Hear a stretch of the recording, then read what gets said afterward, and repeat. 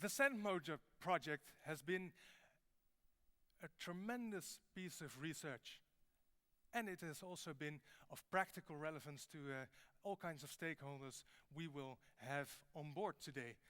Thank you very much for joining us for the live stream, both online and offline in the audience here at the TU Delft.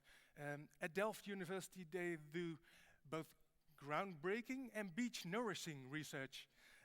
Since 2011, the artificial sandbank at the Delftland coast formed a peninsula, and we will discuss the results of it in a second.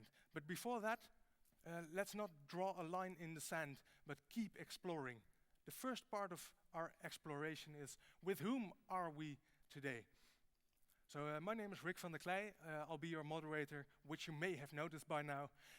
And we are technically co-hosted by the technical manager, very fit, from the Sand Motor project itself. Her name is Petra Damsma, and she will guide your questions to us so that we can interact. So if you have any questions, please send them, and you can like each other's questions so that we turn it into a democratic experiment as well. What are your priorities among each other's input? So if you like each other's questions, then the ones most popular will arise on top, and Petra will extend those to this very table. Apart from that, of course, as participants, we're curious what makes you nourish these discussions. So we have both the Q&A and also a Mentimeter tool in order to interact with each other. And this Mentimeter tool I'd like to test with you and also to get to know you a little bit. It's called menti.com, so put it in your browser wherever you can, and on your device enter both menti.com and the code 85983713. So if you enter this code, which will also appear on the top of the screen, then you can answer the following opening questions. To start with, on which continent are you based? So we have an international audience, presumably. Let's see how international the audience is. On which continent are you based? So we will see both Europe and North America, Asia. Will Africa be represented? South America, Australia? You can enter your answers through menti.com, and then we find out how international this audience is. And then the second question, it's what kind of organization do you work for? So at what organization do you work? Is it business, a knowledge institution, government, or other? And if it's other, please switch to your Q&A screen and enter your country. If you enter your type of organization. And if you want to enter any questions throughout this morning, please start by noting your country so that we know from where the question comes. So first your country, mention the country, and then mention the question. Okay, quite a mix from stakeholders we have represented here. Then your experience with the Sand Motor project.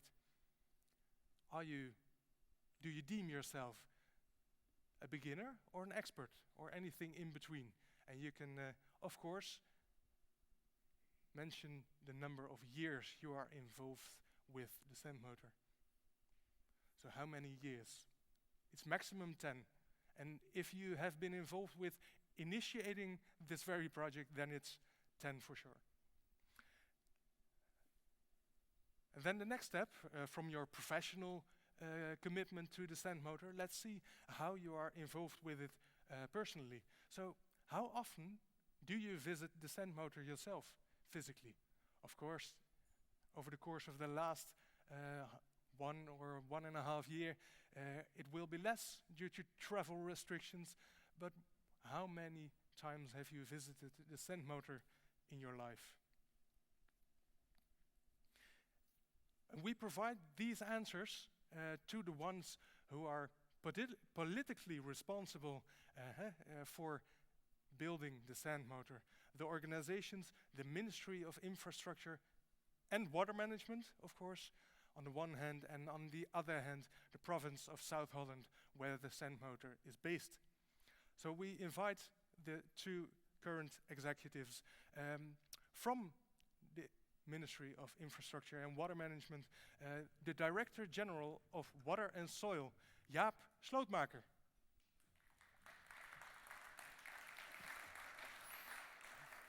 And from the province of South Holland, the provincial executive, you could call her a regional minister of water management in the Netherlands, isn't it?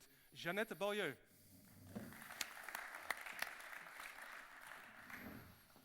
Yeah, the first question, of course, being the last one for the audience. How often have you visited the sand motor? I think my answer would be once in a month, because I live very nearby. I live in The Hague, and when I'm on my bike and I take a ride to Rotterdam, then I take the bike path on top of the dunes, and then that's a beautiful. You can see it over there, and there you have this beautiful view of the sand motor, and you can see how it changes over time. Yeah, so you get up to speed at the sand motor. You get up to speed. Just look out for the people go kite surfing and cross the bike path. That's a dangerous part, because you can go very fast on that on the track. That's political affairs in a nutshell, right? Yeah, it is. It is. Watch out. Yeah, interests may collide. Yeah. Okay, thank you very much. And Jeannette Baljeu? Well, I do not live nearby the coast, nearby, but twice a year, I think. Yeah, that would be the average over the 10 years. Also, as quick as Jaap does it? No. I'm Walking? just a pedestrian. Yes. Yeah. So you are the competitor on this path. We meet each other. Yeah. You meet each other. That's a political answer. Yeah. Thank you very much. Well, from your respective roles as a province and as the state, what drove you to join the Sand Motor project to begin with 10 years ago? State. Well, I think from the state, it was done not by then. It was, I think, it was 2008 or 2010, and I was working at the Rijkswaterstaat, and it was not really my field, but I was at distance from this discussion. But I know how the process went by then. And I think for the state it was very important to look for new ways, new methods of coastal nourishment. And we have new ways, modern ways, because development. Of course, we had the dikes. We have the beaches and the dunes, and if you go back for some years, then first of all we just did it on an incident basis, and we just repaired after a storm. We repaired beaches and dunes, and then waited more or less for the next storm. And and then this developed to coastal nourishment at the start of the beach of the forecoast. Yeah. And this developed to the idea of the sand motor. So it's a next step of coastal nourishment, and that's very important for our responsibility of the state, for safety of the coast. That drove you to join the Sand Motor project. And for the province? Yeah. Well, for the province, I must say, I had a predecessor, Leni Dwarshuis, who was very active on this point. And she said, well, this very innovative way to put it forward. And it is important because we see what the advantages are. We will talk about it later, but of course protection of our inhabitants, that's the first one, but that is of course a job for the state. But of course we have a role in that as well, and there comes many advantages with the sand motor. Yes. But she worked very hard to get it done, and that it would be the next step in other projects that are also coastal projects, which included Ronald Waterman as well in our province, who was very active on that issue. Who happened to be based at the Delft University. Yes, indeed. Yeah. Is he in the crowd? or I don't know. I saw Leni. Leni is in the crowd. how terrific! So, yeah, your predecessors who helped build the sand motor project, who carried the sand to it, they are in the room. Then, what about the interests of the province? Are also struck by it, very practically speaking, right? Because it's your interests of your inhabitants Exactly. which are at stake. Yeah, and we wanted to show, and that's a conviction that we have, that innovative ways are a step forward. So the innovation was very important part, but also it brings out a lot of advantages for the natural environment, but also on the leisure possibilities, what we see right now. Yep. But for Yeah, the foremost, cyclists. it's of course the need to protect and to have a strong coastal area, and that's where we're working together as provinces, and of course the state. We have a shared responsibility in that. Yeah. And how did you join the project? What did you contribute? Well, I think there was it was not a new idea. It was, and especially I think the province was working on it and thinking about it, and Holland Watermanagement was working on it. So the idea was there. But then I think around 2008, then a few things came together. There was a financial crisis, and the government was looking for ways to stimulate, and there was the political will, and there was the idea, and it all came together just at that time, and that made it possible to realize a very large experiment like the sand motor is. So political will, money. money. Of course, it's always you always need money. The elephant in the room. Yes, money. And a good idea that's supported, not just an idea, but a little further than just the idea. And then when that comes together, then it's a window of opportunity. Yeah, and I think it's a project that you see that there are many projects around the Dutch coast which are based on building with nature.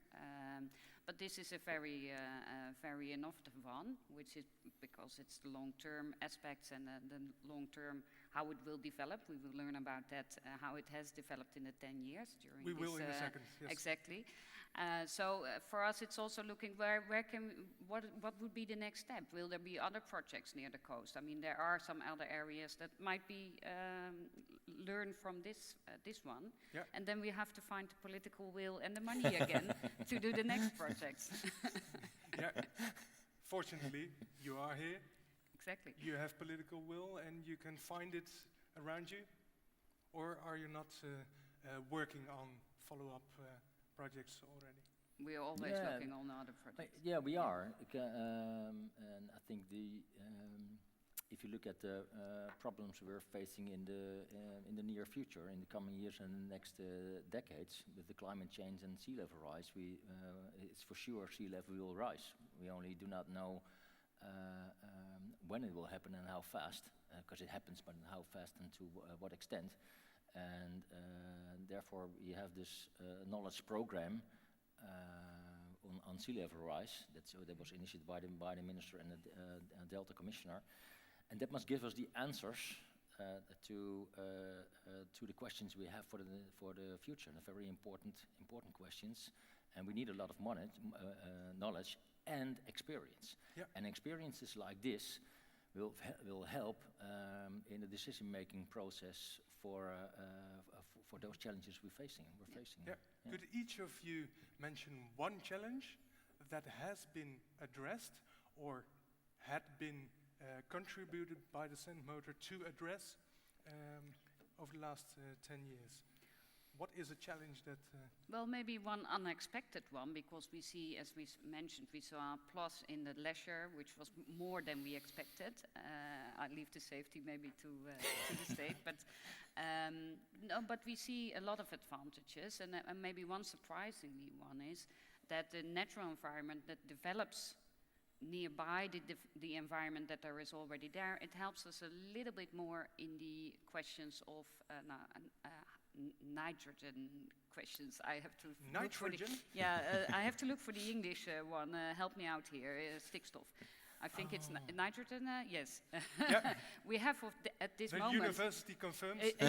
a huge a huge discussion on the effects of nitrogen in the natural environment, and so it helps also maybe find buffers and ways to strengthen our coast, but also put a little bit more protection to the natural environment, which is a surprising one. We only saw that coming for the last year, so that is a new one.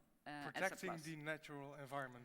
Yeah, on the Typical for the coastal on the sides, that there's already a natural environment that needs to be protected. Yeah. Otherwise, you can use it as leisure. But Within the Netherlands, that's typically a provincial responsibility, right? yes, that's correct. Dealing with the natural and environment. state as well. I do not take all responsibility, but we have to do a lot about it. Yes. Yeah. Okay. Any specific challenge you want to highlight before we dive into the results? Well, I think it's very important if it can be an alternative for more traditional ways of coastal nourishment. And now we are experiencing. It's only 10 years, and I think you need more years, and you need more data and more experience. But that will give us the answers if this can be a good alternative, or just in the one of the alternatives for coastal nourishment with regard to sea level rise. Yeah.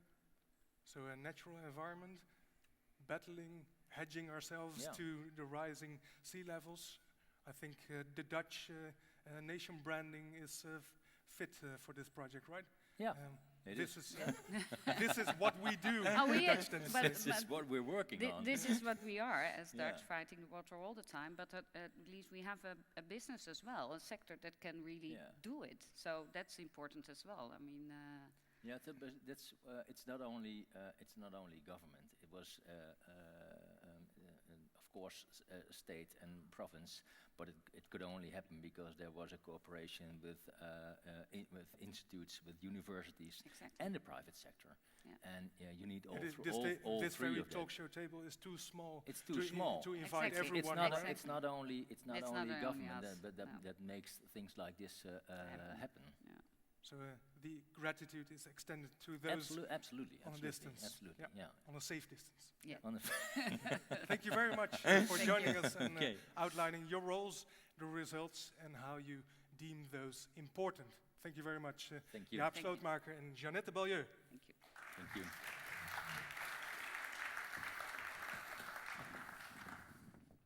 Yes, and you are invited to join us in the conversation by adding your questions and liking each other's questions so that the upvoted ones will appear on this screen and will be able to discuss them around this table. We have focused on the state, the province in the Netherlands. Let's focus on the project as a whole. The project leader who's working for the Directorate General for Public Works and Water Management at the Ministry of Infrastructure and Water Management. Briefly, Rijkswaterstaat. Carola van Gelder.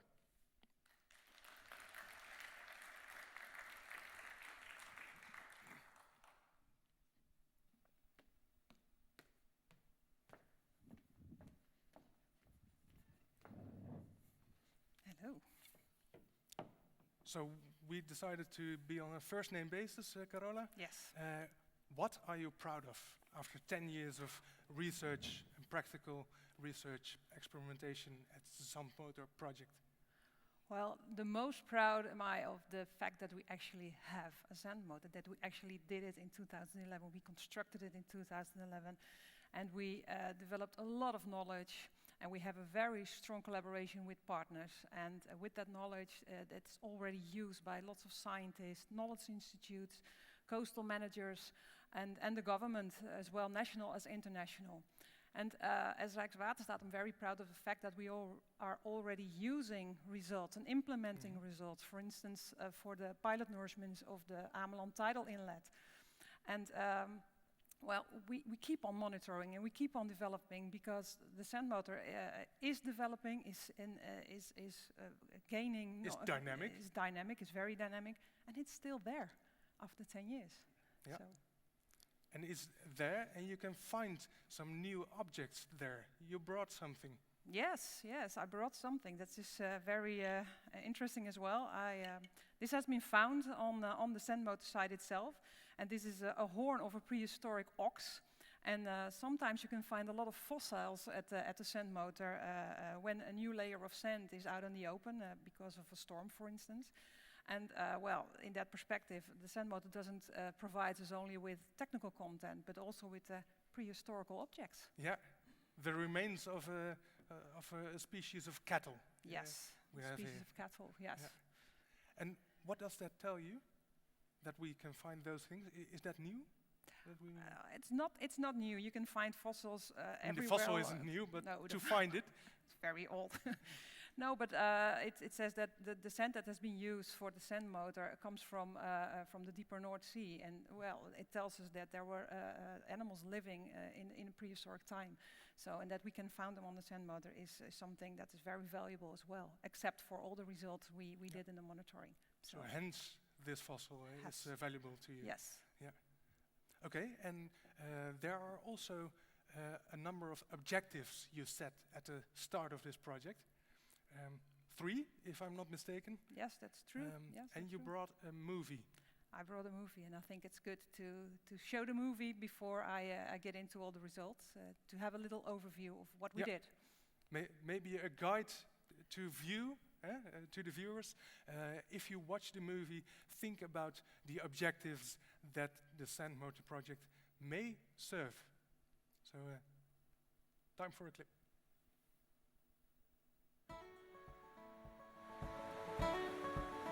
In 2011, one of the largest scientific experiments in coastal protection took shape in the Netherlands, the Sand Motor.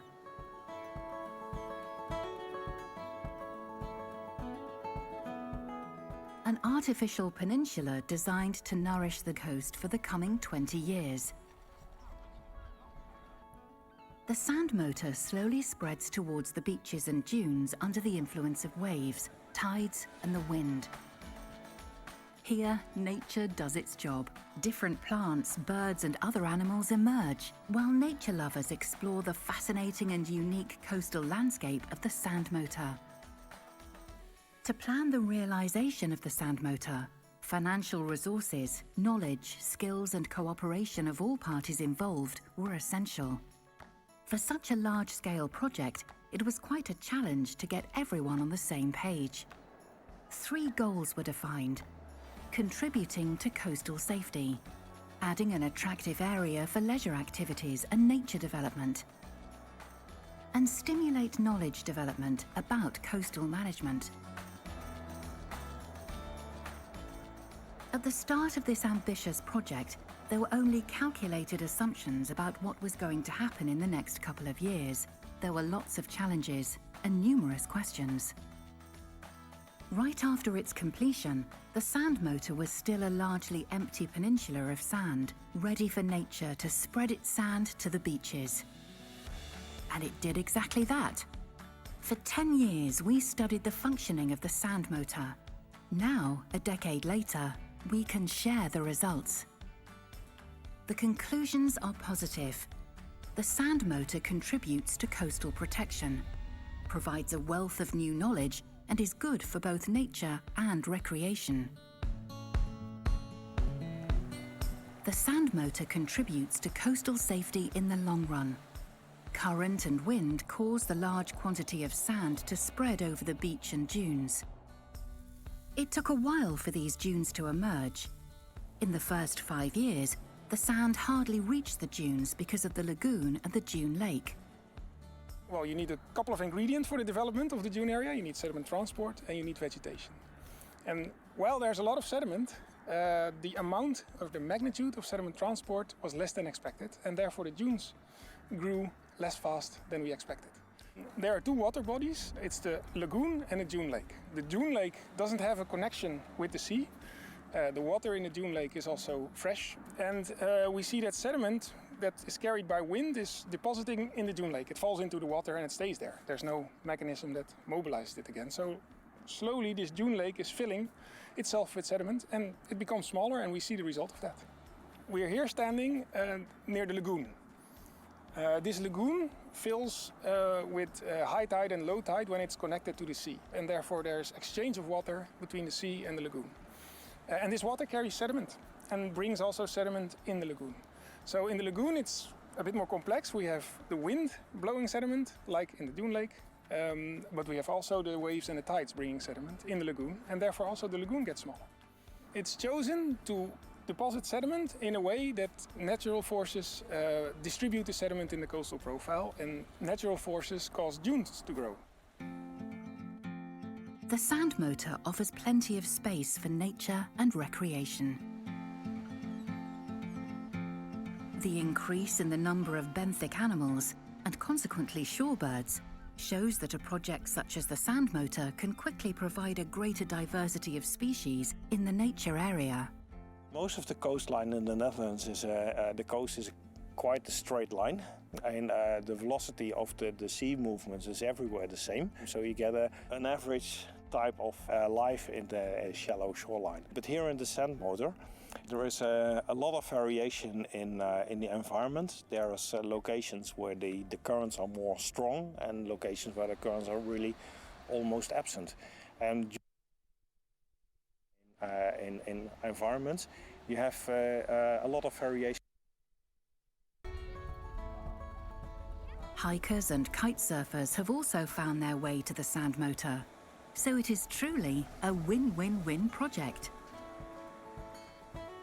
I walk around the sand motor because it's a very nice landscape and it develops every week. Sometimes I have to cross the water, sometimes there is a little water, and sometimes I climb the little dunes, so it's very exciting and an adventure every week.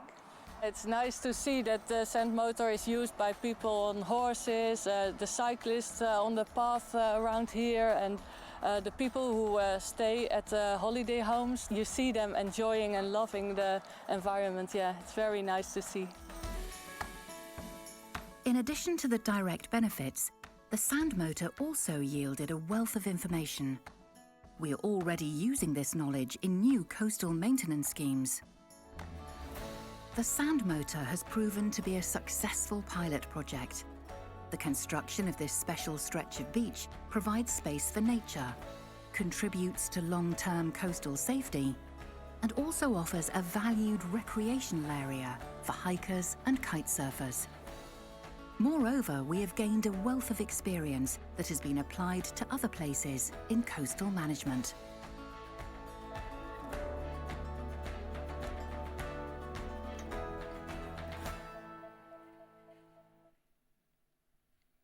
So far, so good. The objectives of the sand motor and how they have been experienced by some people passing by. Yes. Yes. And what are the most valuable results after 10 years, according to you? Well, the most valuable results, well, first of all, I would like to say that before we started monitoring, those 3 policy objects were stated by the Ministry and the Province of South Holland. And to get answers to these objectives, we started a monitoring and evaluation program together with Province, with EcoShape, with knowledge institutes and the universities. And well, the first objective was to encourage natural dune growth for coastal safety, nature and leisure. And what we saw, the most valuable result of that objective was that the sand motor actually led to an extra strengthening of the coast, but also led to the extension of the reinforcement in 2009 of the Delftland coast. And furthermore, and that was already stated in the movie as well, there has been an increase in dune growth compared with the results in 2016. And that was because of the dune lake and the lagoon. They become smaller because they caught sand. And therefore, the sand had the opportunity to be transported near the dunes, and there the dune could be can grow now. So that was a very valuable result for that topic. And the next objective? Yes, the second objective is more like the knowledge development. Well, what we did with the knowledge development is that it was there was a boost for knowledge development as well for Rijkswaterstaat as for the province, but also for science. And not only for us here in the Netherlands, but also international. And the sand motor gave an impulse to the way of thinking in innovative ideas, in innovative coastal management. And what you see now is that that knowledge is used within coastal protection schemes as well here as abroad. So that's very, very valuable for this objective. Yeah, and that's speaking from a research perspective. Yes. And what about a more practical perspective? Is it manageable, this project? Well, the sand motor was quite new, and we heard that before from Jaap and Jeannette. It's a pilot, and we never did it before, so we had to work together to make it work. And managing an experiment. Managing an experiment, but also managing the sand motor itself, maintenance. That's what I meant.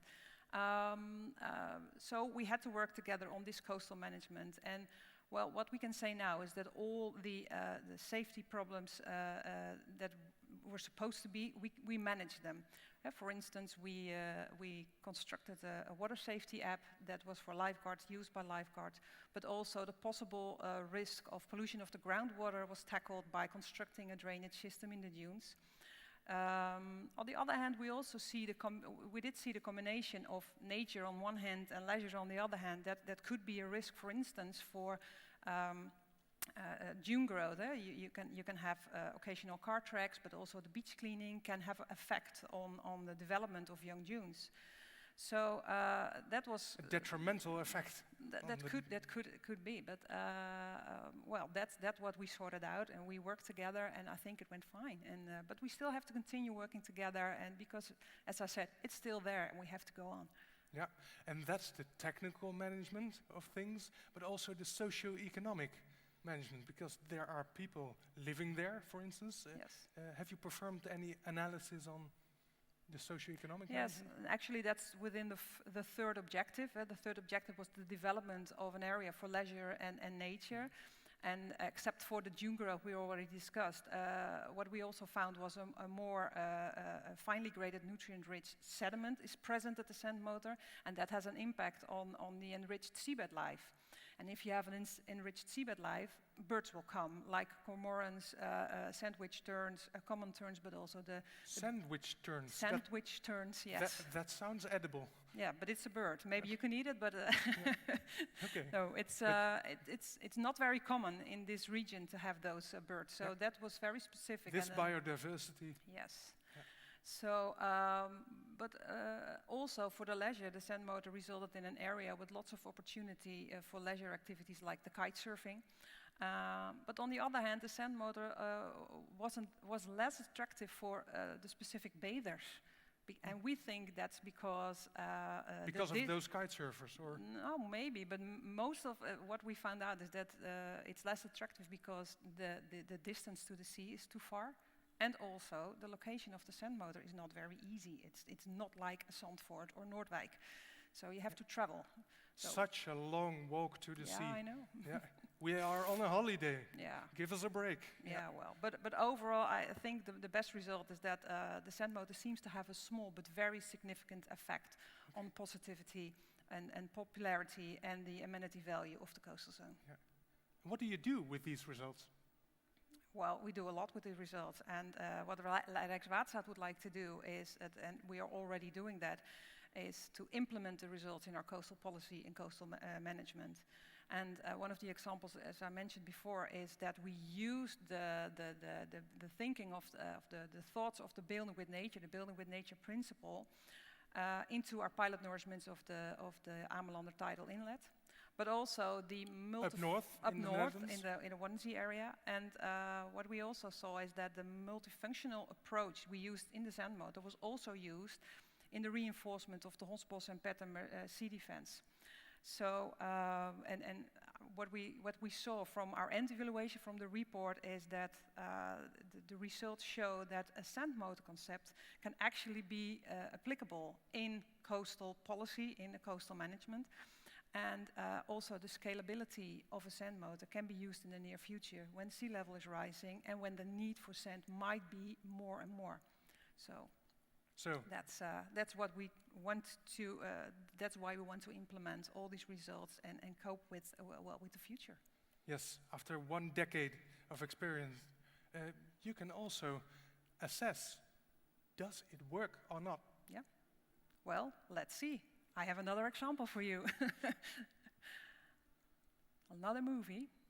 Well, this is some of the results, morphologically speaking. What we can see here is that the sand is spreading along the coast, and it started already from the beginning of the construction of the sand motor. And from that point of view, I can say, I can answer your question to yes, it works. The sand motor is developing as expected. But it's not done yet. It's still working, it's still spreading, and we think that it will be longer than foreseen. We thought that the sand motor will be there for 20 years, but now we think it'll still be there in 2040. So that's quite a lifespan.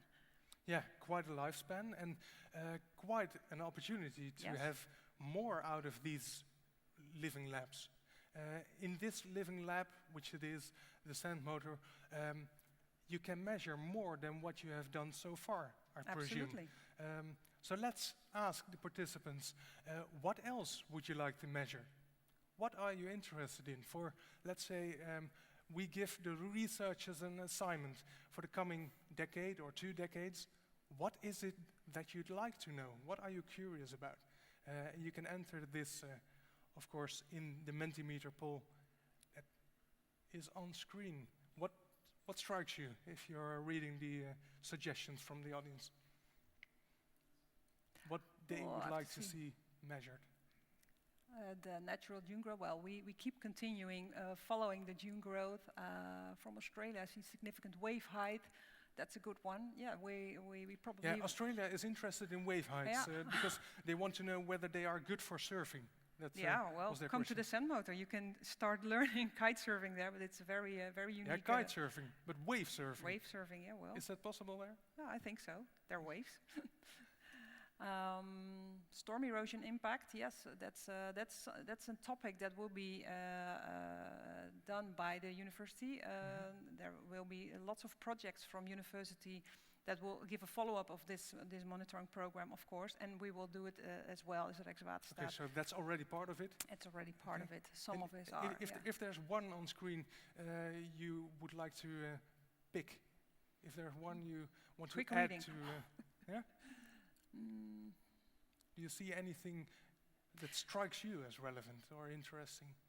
You think the that breaching could be of the something? spit, that's a really nice one because we're very very interesting in to see when that will happen. We're talking about Could you the explain lagoon. what are we talking about? Yes, we have a lagoon, but it's closing. The lagoon is closing, and we expect it to break in a few weeks, a month, to have a new connection between the North Sea and the lagoon again. And that's As very we interesting. speak. As we speak. So maybe it's happening now, today, or maybe in a month, or so that's a very nice thing to monitor. And and that's a lagoon popular for both birds and human beings. Yes, it's for lots. It's valuable for lots of functions, not only for morphology, but also for the nature, ecology, but maybe also again for the kite surfers. Yeah.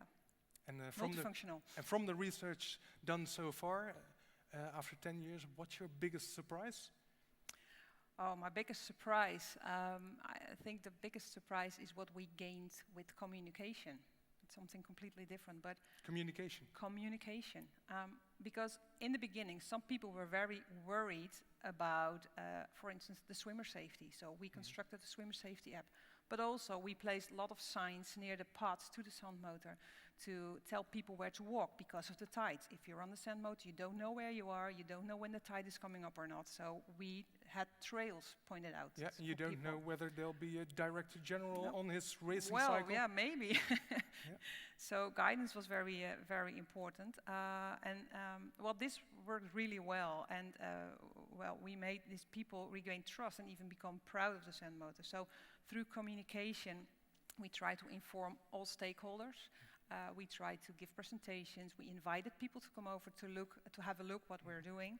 And because of that, because of communication, we managed to turn this, well, let's say, a worried feeling into something positive. And for me, if you ask me, that is the biggest success of the sand motor. Yeah, a successful stakeholder dialogue. Absolutely. With inhabitants, inhabitants, owners for beach clubs, but also our partners on the beach, the province, institutes, university, everyone. Municipalities, do not forget the municipalities, coastal towns, yes.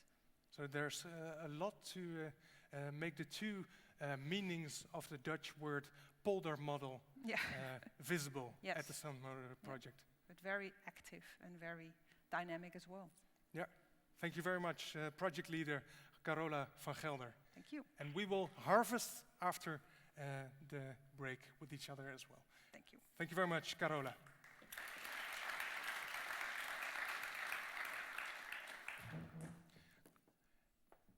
Indeed, it's a Dutch project with international allure. At least that's what we all hoped for 10 years ago. And we can ask the Dutch special envoy to the United Nations for international water affairs to assess the impact so far as well. Henk Ovink. Hello, I'm Henk Ovink, Special Envoy for International Water Affairs. I'd like to take you on a little journey on the Zandmotor, my own personal journey. I've been, involved in the Zandmotor from the earliest beginning, the thinking about how we could strengthen our coastline against the weak links and go beyond single-focused infrastructure investment, but look across the whole spectrum.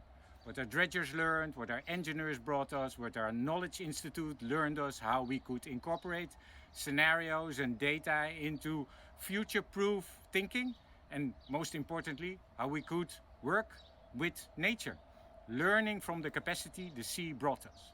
And from the early beginning, I've been visiting the Zandmotor with professional partners from across the world. And every time they tell the story that what they see, this amazing capacity the Zandmotor brings, is inspiring and provoking a discussion back home.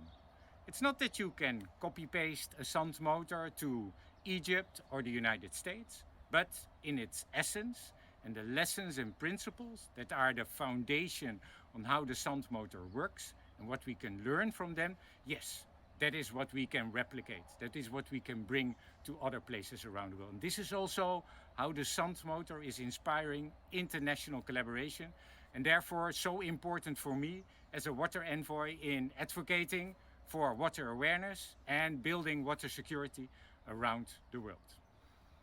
The Zandmotor also strengthened the image of the Netherlands, that living with water is not about fighting water. Living with water is embracing water's fullest capacity. And this is exactly the story the Zandmotor also brings, is that by living with water, understanding the threats and the opportunities, then only can we build sustainability, resiliency for future generations, strengthen biodiversity, and protect economic losses. So it is the Zandmotor as an image for the Dutch approach to how we deal with water in a holistic, integrative way, in an inclusive way, with all partners from all sectors and silos in society, and in a sustainable way. Really looking at the future, preparing ourselves for the challenges ahead.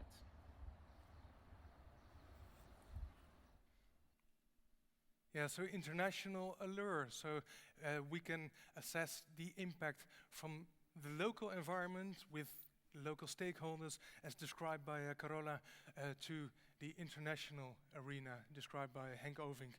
So building with nature, the impact of it can be assessed like waves of change. Thank you very much, Henk Ovink, for that one. We will be introduced to the Zandmotor in a more practical way by seeing some drone footage over the break. So enjoy your break. We will see each other back at 11:30 Dutch, Western European time, and we will assess the results from both a political and a scientific perspective in more detail. And keep the questions coming up. We will include them in those talks. Thank you very much, and see you after the break.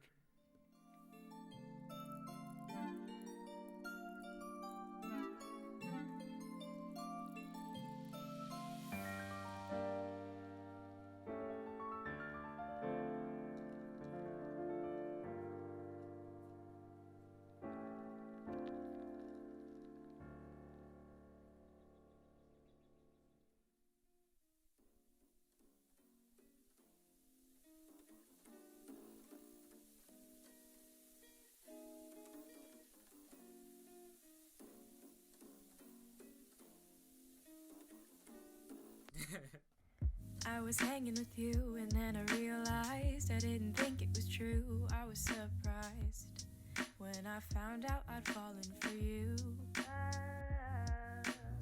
I didn't want to believe my feelings for you. I didn't want to believe that I could lose you.